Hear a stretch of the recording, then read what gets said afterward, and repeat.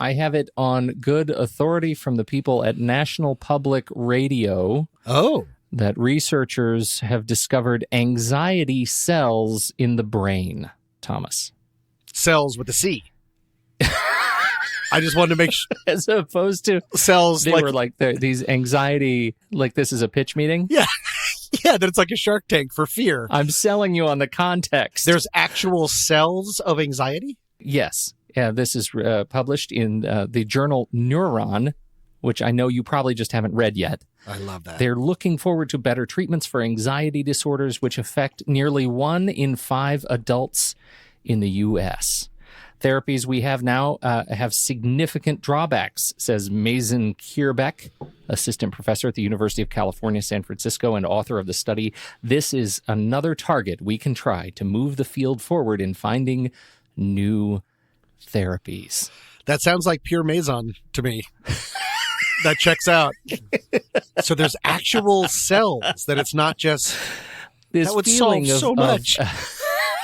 This feeling of darkness that we carry around with us every day, Tommy. These things, it's because of these stupid Fakakta cells. These commuters going around in our brains? Yeah, they're messing you up. I don't care for it. You shouldn't care for it. You should take an active role in fixing it. I expect you to apply for a job on the team and take care of this. Here's the thing, though. Until you get that job and can actually contribute, I think we just need to share. Well, I gave you all my love and I gave you all my trust and I gave you everything that you need. But you only told me lies and you made me realize that, babe, you ain't no good for me. I can't be with you, you can't be true. And I know just what I got to do. Gonna hit the ground running. Welcome to What's That Smell, a sometimes funny podcast about humans and their anxieties on rashpixel.fm. I'm Pete Wright. I'm Tommy Metz. And every week we each drag one of our deepest, darkest anxieties into the light to share it, to learn about it, and hopefully laugh about it with all of you. This week, Tommy, I'll go first. I'm ready. Let's do this. I was at PodCon this year. PodCon, that podcasting convention. Oh, yeah. All the kids are raving about PodCon. It was in Seattle, and I was attending a fantastic live recording of, there were a number of podcasts that actually, for some weird reason, brought up the same topic. But it was a recording of My Brother, and Me, a fantastic podcast from the McElroy brothers. And one of the questions that came in over this this particular live broadcast was about, how do you ask someone, or how do you tell someone when they come into, say you're a purveyor in a store. And I think in this case, it was somebody was running a wedding store. They were selling like wedding gowns, and somebody comes in and they smell good. How do you tell them, hey, you smell great? Without sounding... Yeah, it seems a little bit like, yeah. No, it's shifty. Yeah. It's not great. Smell it's hard good. To make... It's hard to sell that without ending in it puts the lotion on its skin. Right. If you say that all without blinking once, that really sells it. That really gets you ready for the restraining order. That is exactly right. And so it got me thinking about a thing that I have with smells. I have a problem with smells, and I can't get it out of my head. And it's an anxiety that I live with every day, and I don't tell anybody about it. So I'm just telling you. Okay. I'm only sharing my anxiety about smelling things with you. I hate smelling things. I hate it so much because years and years ago, my own mother, God love her, she tells me, hey, you know what? When you smell something like a pretty flower, you're actually smelling little bits of pollen in your nose. I said, no, you don't. Oh. That's a lie. She said, no, there's little tiny particles of pollen are going into your olfactory bulbs, and they're doing what they do, and they're making contact in your head. Pollen's going in your head, inside your body, and that is what triggers a smell response. Really? And of course, when she told me this, I was like 12. Yeah. And what is the first thing you think about when you're 12? And somebody says particles of stuff are going in your nose. Not flowers. No, it's poop. It's always poop. I can't believe I had to actually tell you. No, that. I just didn't want to say the poop. word. As a mitigating factor, everyone knows your mother is a liar. Is this really a thing? Or because I don't like that. Because when you started with flowers, I was like, oh, I wouldn't mind having flowers in my head. But that's the only thing. And waffles. Flowers and waffles. Everything else. And waffles, hot syrup and butter. All of those things, though, freak me out. Because what is it that you're smelling when you smell waffle? You're putting waffle in your nose. You're just sticking waffle in your nose. I have a problem with that. Even though I know when I'm sitting there over a plate of hot waffles, I'm fine. Like, I'm going to eat those waffles. It's fine. But I'm always in the back of my mind, I'm thinking, I might as well just jam it in my nose and pour syrup, lean the head back and just pour the syrup in my nasal cavity. And so I like the picture of you with your family around the breakfast nook, eating waffles, tears streaming down your face, hands shaking, just like, Daddy's fine. He's just trying to keep it together at the nook. The kids love having sleepovers at our house because they just love showing Dad's latest breakfast freakout. Welcome to the tent of atrocities. I guess I thought, I don't know how I thought that would have, I guess I weirdly thought, because I never think things through. I guess I was comparing us maybe to robots that we just had a sensor.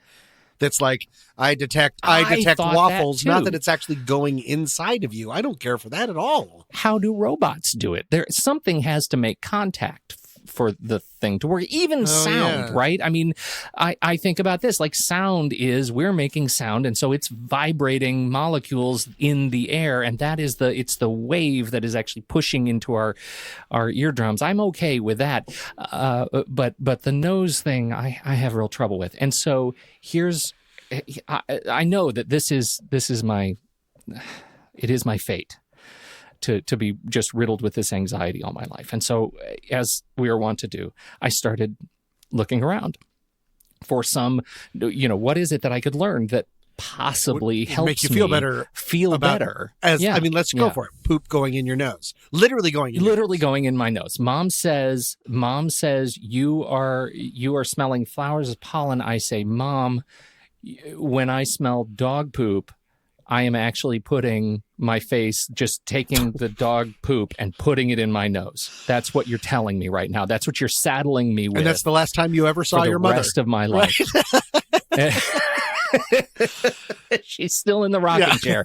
No, look, then you can take it a step farther, Tommy. You can take it a step farther. You can be sitting next to somebody in a movie theater and they pass wind. You are taking a little piece of their intestinal experience and you're putting it in your nose. No! It's why we do this show. That's why we do this long setup, this well-established show. This is why we do it. This is why we do this. Why people show up. My mom actually has something along this line, but she took it a very different way, which might even be more. No, it's just as horrific. She makes it worse. Well, throughout growing up, if we'd go on road trips or something with my parents, she would always talk about the fact that when she went into an outhouse or a public restroom or something, that she would only, because I guess I can just say what I do if it's a very smelly restroom. Ugh, I do not care for this conversation, but let's keep going. Yeah. I only breathe through my mouth because I don't want to smell it. Right?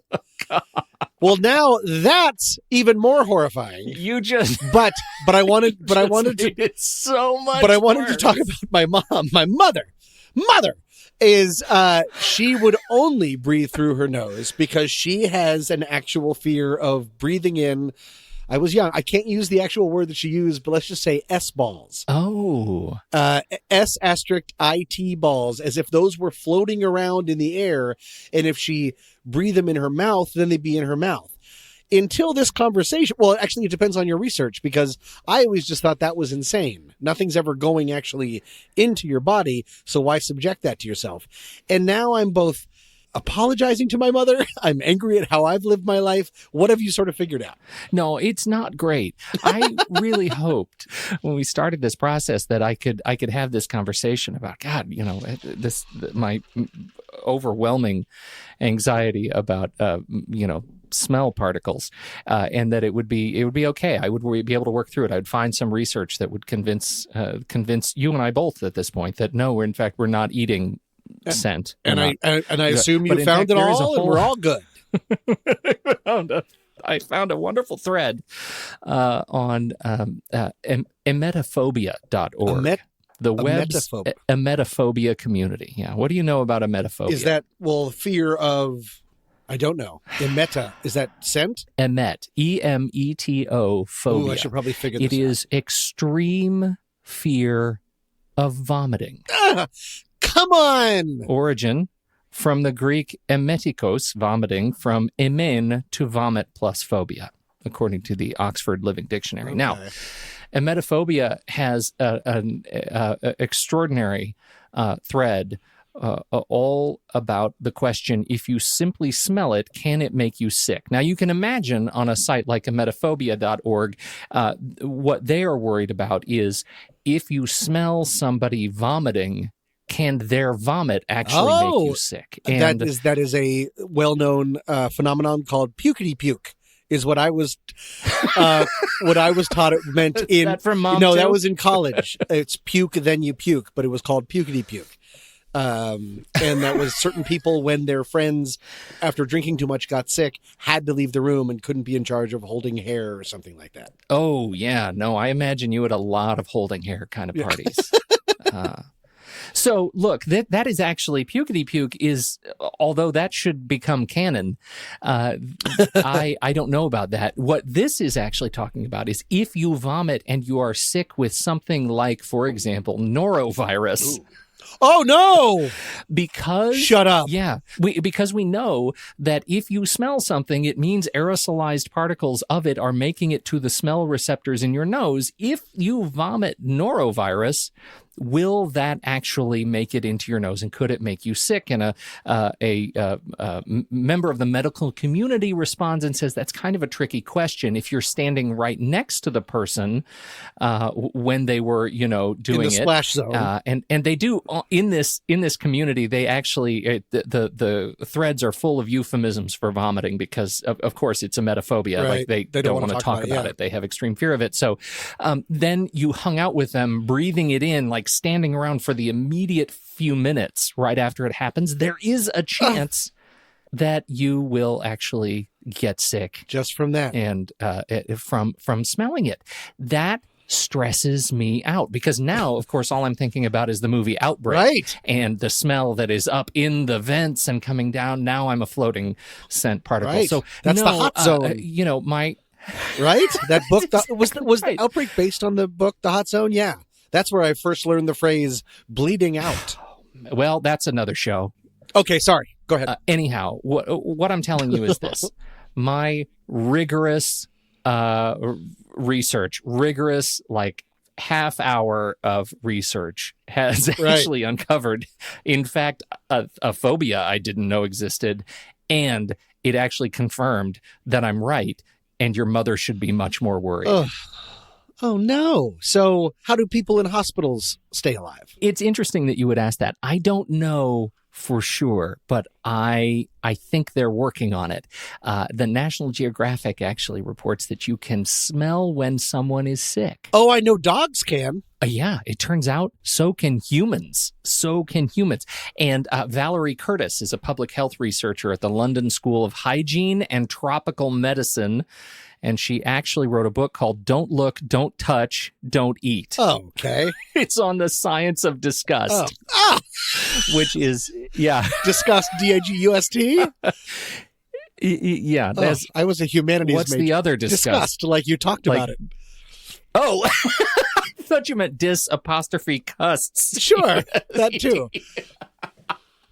Anyway, look, she says signs of sickness are some of the things people find most disgusting. It simply makes good evolutionary sense that we use our noses to notice illness. Think mucus, vomit, or pus. This sense of disgust is our way of avoiding things that could harm us. That totally makes sense to me. The key here is that our bodies are constantly launching volatile substances into the air. They're carried in our breath and literally ooze from every pore. And they can vary depending on... God. They can this is all happening right now. They can I was planning on eating again at some point. No, certainly not tonight. No more. All right. They vary depending on age, diet, and whether an illness has thrown off some cog in our metabolic machinery. Microbes living in our guts and on our skin also contribute to our signature scent by breaking down our metabolic byproducts into smellier ones. So totally makes sense.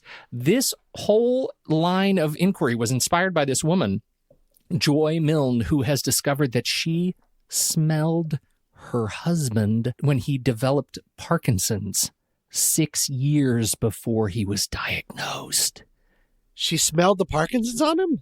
Les had a sort of woody, musky odor, she said. 6 years before he was diagnosed, she smelled his Parkinson's. Okay.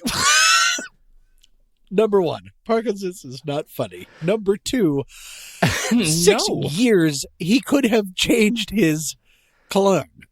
I kind of got a call like, or if he hadn't had Parkinson's, then she just had a smelly husband. Is that for real? Like, we can be like, see? It's for real. No, I know it's for real because he got Parkinson's. But my friends smell different sometimes. She was then and I'm like, should I be looking out for leukemia? Or do you just not shower enough? No. So here's the thing. She actually mentioned it to Parkinson's researcher in Edinburgh named Thilo Kunath, who mentioned it to his colleague, analytical chemist Perdita Baran, and they actually started researching this. And it turns out she sniffed 6 sweaty teas from people diagnosed with Parkinson's and 6 from healthy controls. Milne correctly identified all of them, 100%, and she has gone on to be tested again since. And just nails it. It turns out humans have an incredibly sensitive sense of smell. And the problem is we just don't have a language to describe it, which is fascinating. Now, I want to leave you, before we move on, I want to leave you with some sickness smells, because I want you to be equipped when we finish this show. I want you to be equipped with the tools you need to smell sickness on your friends and family. So we know Woody. Whatever wood smells like, that's Parkinson's. Woody and musky. Woody and musky is Parkinson's with a bullet. Not patchouli. Right. That's Parkinson's. Patchouli is just someone I don't want to hang out with. Okay. So if I were to say, if you were to run into somebody, Tommy, who smelled of sweet-smelling feces, can you imagine what the disease would be that goes with sweet-smelling feces? What does that mean? Like smell like candy? I would say, I have a guess, diabetes. It is cholera. Cholera? Is that still a thing? We still have cholera? I thought that was like smallpox. Do I not know what cholera is? I have never run into anybody with cholera, but that's not the only one. We're going to keep going. How about foul breath? Just straight up foul, acrid trash halitosis. Breath. Now, I actually... Right? No, yes, and also pneumonia. Oh, Jesus. And that's true. I've had pneumonia a number of times, and that's the first thing that my wife notices about me. Really? Man, your breath smells. It's not. It really. It smells like it's like the wrong end of your body. It really smells like that. Wow. It's worse. It's the worst. How about musty sweat and urine? As opposed to. I would think that all.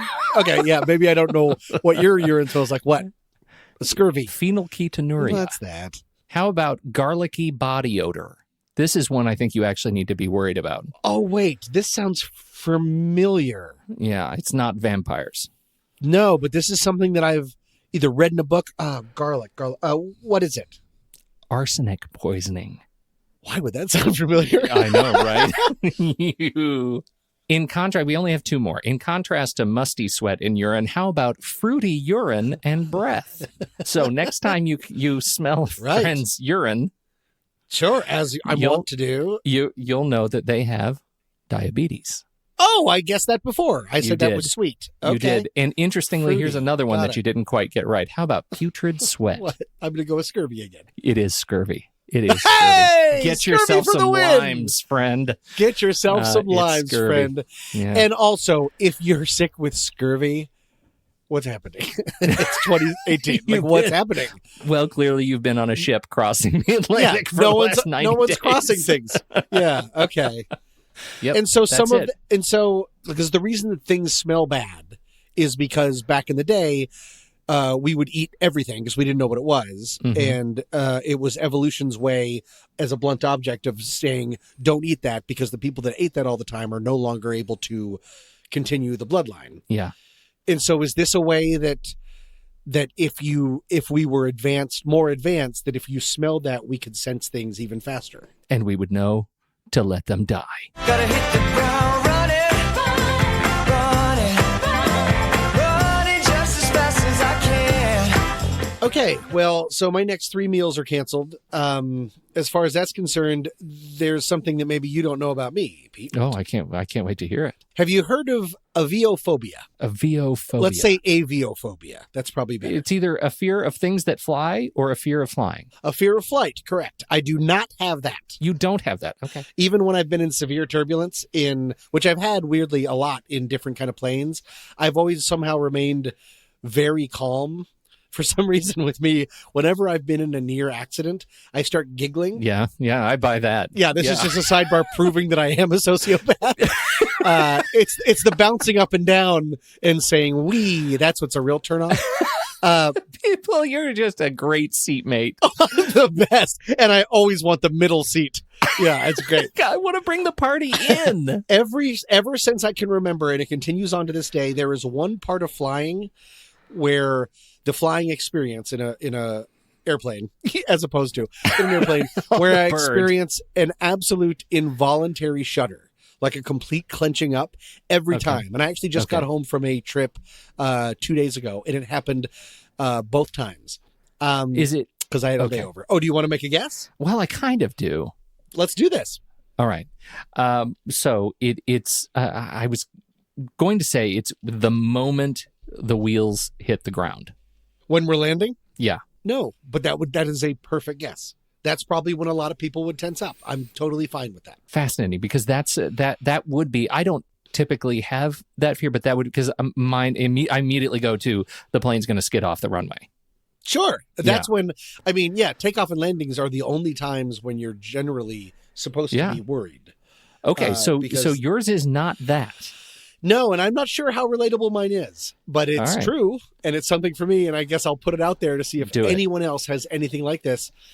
It's just the moment when when we're taking off, when the plane's nose lifts off the runway, because some part of me is convinced that when we start taking off, the rear of the plane will hit the runway. And then it'll go bonk, bonk, bonk, bonk, nose, tail, nose, tail, nose, tail, like a death seesaw. And then I guess explode. Like I've never gotten that far in this nightmare scenario because it immediately goes away. But every single time we sort of take off and there's that part where it seems like, why isn't the back hitting? I've seen this is a really big plane. It is impossible for me not to completely either shudder or clench up for about 2 seconds. And then it's immediately gone. And I have felt this way. Do you? I assume you don't feel this way. I don't know if anyone does. Well, but I assume this is not something that you stress about. No. You should not. Beware thine assumptions, sir. About that no one else is. Sure. No. There's probably a magazine based just on this. Did you check the bing bong flightthing.org association? Right. I think it might be there. I actually imagine, I totally get this, because your head, it goes into very strange places. As soon as anxiety hits, your head goes to the dark places completely irrationally. You don't get to control. It's like you lose control of where your mind goes. That's an invasive thought spiral, right? Right. And if you're suffering from, some very seriously, some people who suffer from debilitating OCD, right? You'll never get out of that thought spiral, and that's where panic attacks and the breathing and things.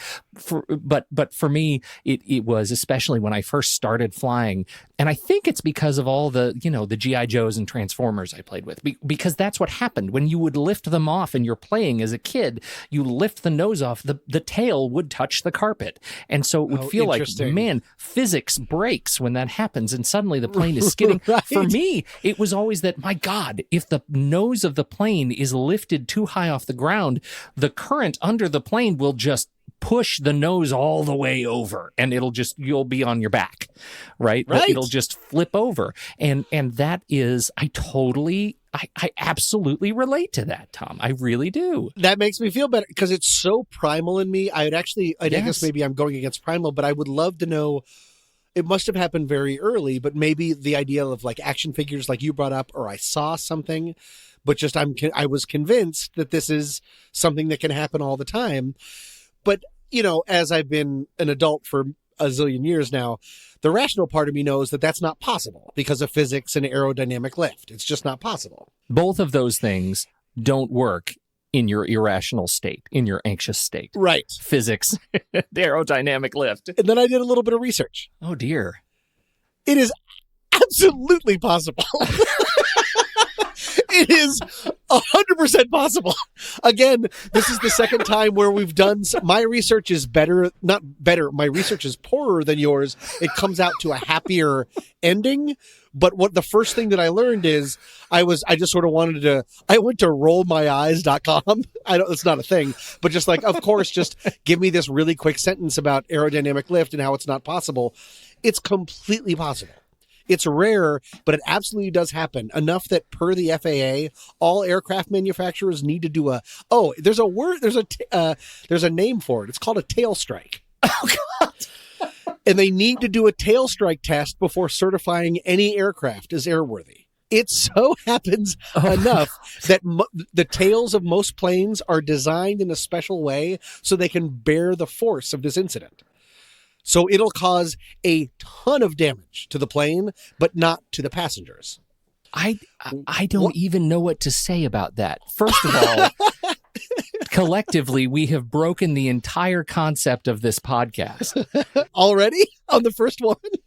On the first one, we were supposed to find answers. Oh, both of us, right. That would make us feel safer, that our anxieties were unjustified. And in fact, both of these things are worthy of being anxious about. Okay, here's where I can help. Mine actually does have help, unlike you who's shoving waffles and poop in your face. Mine actually has, for a long time now, every plane is equipped with a gyro horizon indicator. If you've ever played any kind of flight simulator, if you ever really think about a plane, it's a circle, and you can see the left, right, and the elevation and how far you have to go. Mm-hmm. And pretty much what it does is it's the flight display that displays crucial information about speed, angle, altitude, everything. Is pitch and yaw involved in there? Pitch and yaw. I think those are words that are important. So much pitch and yaw. Starboard is in there. I think there's a niner, but it makes it so foolproof, so easy to control those elements that you have to really go out of your way to have a tail strike. Well, that's a relief. Yeah. All planes are provided with a tail strike sensor that alerts crew of any circumstances if the tail is getting too close to it. Okay. So the only way it's going to happen is if you pull back too fast. Okay. That you will do what I thought was physically impossible. It's totally possible. But that plus pilot training and stuff, it's actually harder to do now with all of the sensors and stuff. And as I said, I think I mentioned that the tails of planes are equally bolstered, not equally more bolstered than the front in order to take that. They have like skids. It's like a nice big skid on the back. Yeah, we'll just call it a skid. And even if rails. They say now in most, it's like a sled. Yeah. In most, even if there is a tail strike when you are flying, there's no emergency landing even required. Oh. The outer fuselage will become super damaged and scrapped. It won't affect cabin pressure. Because you haven't left the ground. Because the bulkhead behind the rear galley to the aircraft. Exactly. And you can take off and you'll be fine. And you can land fine. Then the plane has to go for extensive repairs. Wow. But everyone will be fine. That's the big answer, is that even if a tail strike happens, you'll be fine. And then I looked up just what was one of the last times that a tail strike happened, thinking that probably my guess would be like the 1980s or something. We were still figuring these out. 2015. Oh, Jesus. On August 15th, 2015, at about 6:34 p.m. Eastern Daylight Time, an Airbus A321, that is a massive plane, operated by American Airlines. That's a real airline. That also checks out. Yeah. It had a tail strike. I just sort of buzzed over the rest of it. No one was hurt. They got out. The flight crew performed a go-around maneuver and stuff, and everything was fine. No injury reported. The airplane was substantially damaged. But we're having tail strikes in 2015. They are very rare, but even if they happen, I guess the learning thing is I had rationally explained it away. All of that is wrong, but science and plane people are on it, and they realize... Thank God for the plane people, Tommy. Yeah, because they're ready. They've made it so hard for it to happen, but if it happens, there will be not a bonk, bonk, bonk, bonk, tail nose, seesaw of death. You'll just be fine. You'll be like, oh, that was a little uncomfortable. And it also won't like turn immediately into balsa wood and flip over on its back like it does in my head. So that's good. No, exactly. Yeah.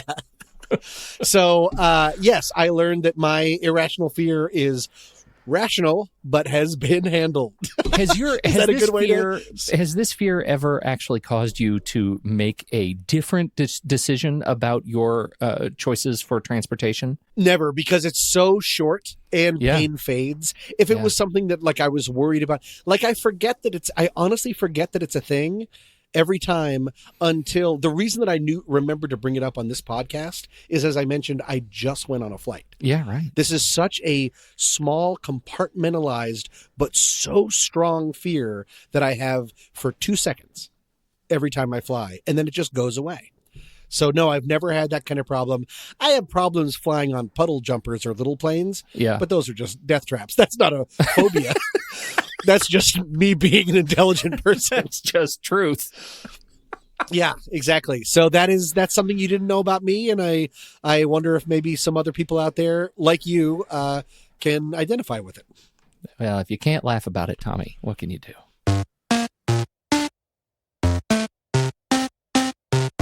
Today's podcast is brought to you by Audible. Get a free audiobook download and 30-day free trial at audibletrial.com/scent-of-a-podcast. Over 180,000 titles to choose from your phone, Android, Kindle, or other MP3 player. I have been a subscriber to Audible, my very self, for 16 years.